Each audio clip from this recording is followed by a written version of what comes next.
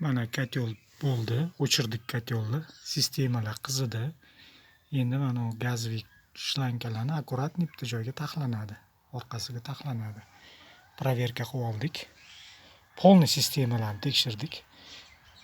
To'pli polimiz zo'r isidi, shusholka isidi, radiatorlarimiz isidi. Hammasi cho'tki ishlandi. Kotel firma keldi, kotelimizni yoqdi. Garanti talon tashab ketdi 3 yilga. 3 yil garantisi bilan ikkala kotel ham. Kotel unitniki yaxshi.